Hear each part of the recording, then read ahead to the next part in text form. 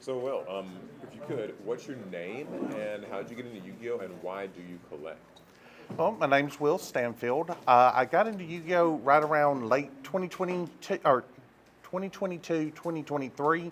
It happened when I was in high school. I loved the anime, but some kids brought cards to school in my sixth hour, and I was like, wait, I've seen these on an anime, but the anime makes no sense with the card games because it was Duelist Kingdom rules.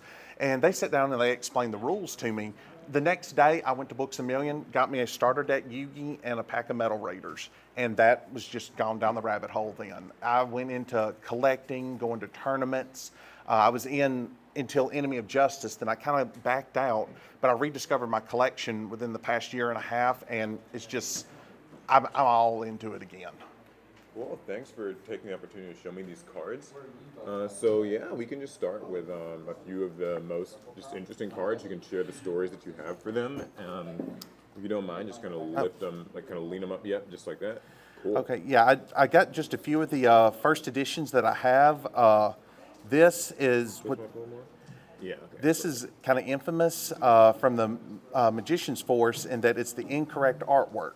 Konami wasn't supposed to send this artwork out, but they did, and I luckily got a hold of one of the cards, but don't have the corrected artwork. Here's another very card that most people played back in the old time, Reflect Bounder.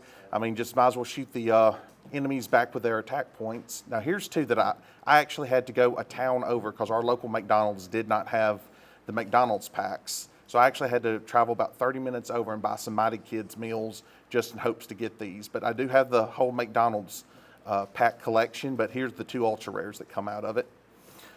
Going back to pretty much old staples, you got the Premature Burial and the Call of the Haunted first edition. You know, every deck ran those. Those was just the staples.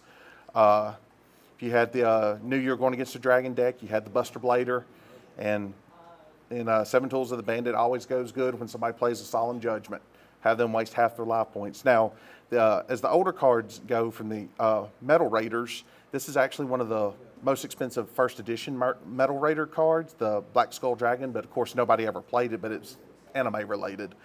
You got Yugi's cards, Spellbinding Circle, which is, and then you got Old Relinquish and the Axe of Despair. One funny thing about this Axe of Despair is the original print, it says offer a monster off the field. It didn't say you had to tribute one of your own monsters. So it was funny actually trying to go by that rule, destroy your own card, and then try to offer your opponent's monsters. They quickly eroded that. But here's some of the highlights. Original LOB cards. You got Joey's Flame Swordsman first edition, Yugi's Curse of Dragon, and I have a good story on this one. At our, we used to play at Books a Million every week, and they had a tournament there trying to get a lot of people in, and the first prize was a first edition LOB Dark Magician. And luckily, I was able to win it, and I held onto this card so much because at that time, I was Team Yugi. I'm Team Kaiba now, but I was Team Yugi, and that was always such a highlight. I wound up getting a couple of old error print cards. The funny thing is Konami sent out a letter to people that got it and said, send these in and we'll give you a free pack. Well, I knew that they just wanted to kind of correct an error. So I actually have 3 of these and 1 hollow. So that's the hollow one, right? Yeah, this one's hollow. Oh yeah, okay, it's coming through now. They actually have a secret rare, but I never was able to get a hold of the secret rare one. Just like you, I'm a huge Alti fan. And here are some of my first edition Altis. Treeborn Frog, first edition. The Mystic Swordsman level 5. And I've just pulled out a few of them. This is one of my favorite ones, the Horus. His flame shows up real well. This is one of the most sought after e-hero fusion cards. And my favorite Alti has got to be the first edition Cyber Dragon. Oh, I'm so jealous. Like, tilt that up, tilt that up. Yeah, I'm so jealous of this one. Yeah, that Is there one. a story? How'd you get this? Honestly, I don't remember on this one. What's funny is at that time, I probably got it in a trade. And not because at this time, you know, you had a card I wanted, I had a card you wanted. We didn't look up values or anything, and they weren't valuable at the time. So looking back now, I probably got some killer trades on it. Yeah, jeez. A funny story on this card, it's a first edition Majestic Star Dragon Ghost Rare. The funny story on this is I grew up in old Yu-Gi-Oh! Where you either got a rare, a super, an ultra, or a secret. You didn't get a rare and a super. Well, when I got out in 2007, I still collected. And I got the 10s, actually it was the Majestic Star Dragon 10, and I opened up the packs and I saw, oh, rare card, I just put them back in the pack. Oh, rare card, just put it back in the pack. I didn't realize they changed up the system. Well, just recently I was unpacking these 10s and I was like, well, let me go through the cards. And I was like, oh, rare, and then I flipped to the next one and it was the Majestic Star Dragon First Edition Ghost, and literally I was shaking. I dropped it out of my hand. I was like, oh dang, I've got the Ghost Rare. So that had been sitting in a pack for 9 years in a 10. Wow. So fresh from the pack, though. Fresh from the pack. That's why I'm a raw collector, but I'm honestly sending this one in to be graded because this is pack fresh. Cool. I think it looks amazing. A couple other highlights I have. Let me get these off the mat. And don't worry, they are penny sleeves. I know some people say, sleeve the cards. One thing that I'm trying to finish up is getting a first edition secret rare from the first 11 sets. I actually have a story with the Genzo. When Genzo first came out, he was all the rage. To negate all traps on the field. And I got my mother to make an eBay account. I was only 17, so I got my mom to make an eBay account. And we wound up winning this for $30. And it came in, and unfortunately, it's not near mint because it's seen its days in decks. Then that is another highlight of the... What's the story with her? I wound up getting her in a trade. And I traded, I think it was, I bought a couple packs the guy wanted because he didn't want a girly card. Oh, his loss. Yes, his loss. And I bought the packs because I knew I wanted the secret rares, and that is now the highlight. Yeah, Jesus. And I do have a Lava Golem first edition, but he's in one of my decks. And I think one thing that I always like telling about these two, of the first edition, the Chaos and the Yada, is these are the two bad boys that started the ban list. Because I actually was at one of the regionals where they reigned supreme, and those were the most annoying decks you would ever run into. At the end, actually, I do have, I do have old promo cards. That's the first Dark Duelist, Dark Magician, and Exodia. And then after the first run, they replaced them with CRU, Acid Trap Hole, and Salamander. And I just went along collecting each of the video game promos.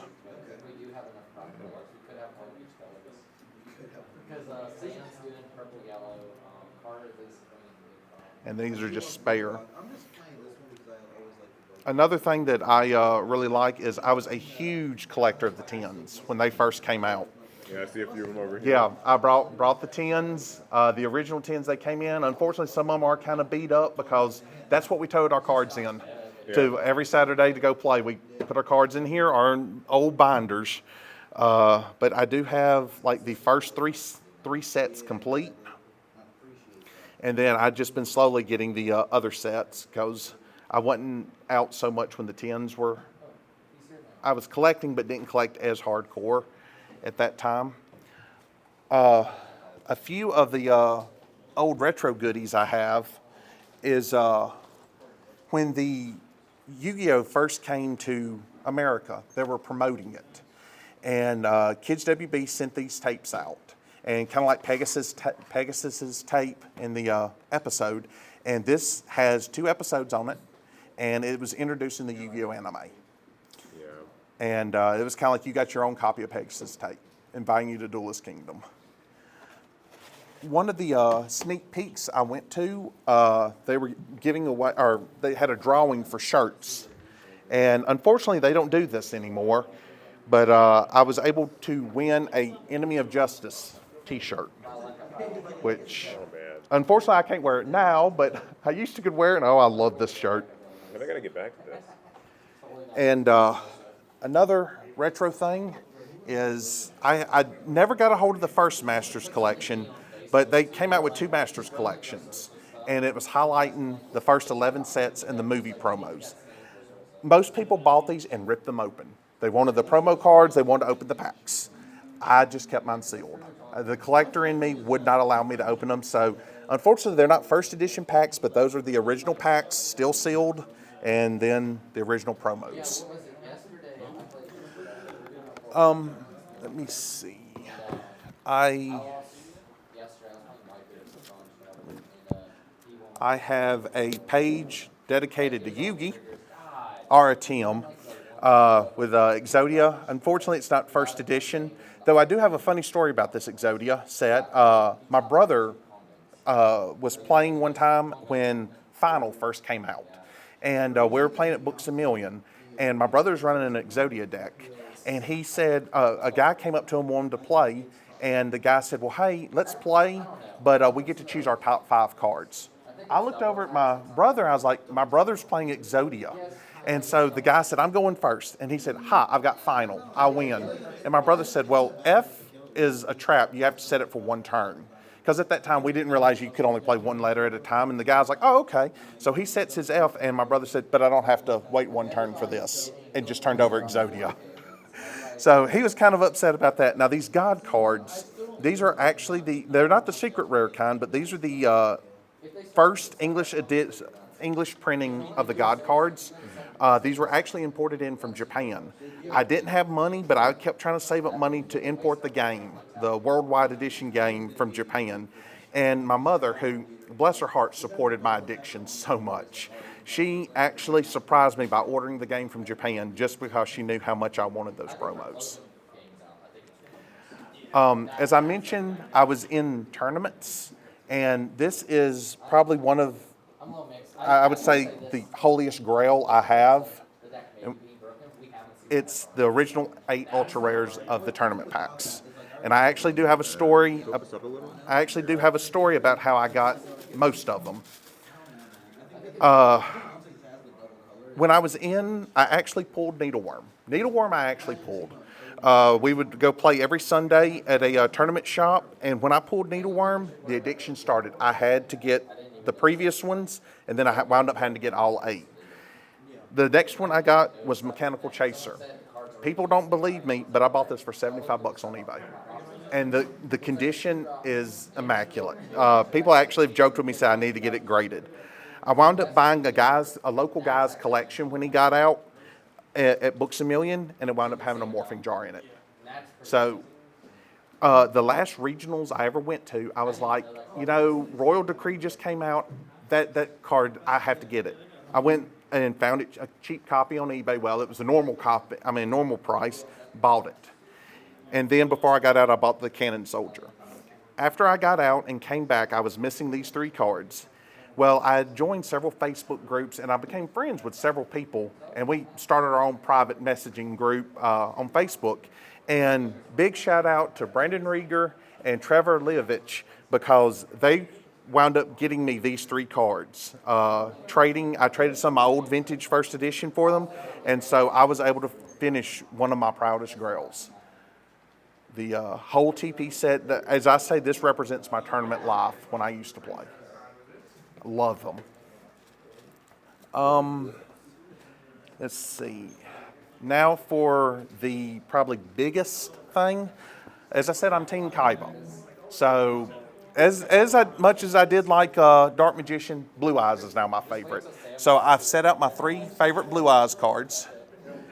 This one, it came from a Show and Jump. It's signed stamp, but they've never used this artwork ever again. There's only 2 editions of this card, and this is the reprinted version, but for some reason it's the rarer of the 2. But I love that Blue Eyes artwork. Then, if you noticed in that promo binder, there was an empty space. It wasn't because I didn't have it. I had to set it out aside. That's the DDS Blue Eyes. You know, one of the most sought after Blue Eyes. But I was luckily able to have a copy of it back when I played back in starting in 2002, 2003. So it's still in a good copy. And I said that was almost the rarest because here's the rarest Blue Eyes. This was actually a recent pickup. This is a first edition LOB, North American Blue Eyes. I actually had two DDSs, and I found a guy that wanted a DDS so bad that he was willing to trade for a LOB first edition, and I jumped on it. So I guess we're kind of Blue Eyes bonded now. He's got my DDS, and I got his LOB Blue Eyes. But that right now is the highlight of my collection. That is the Grail. Beautiful.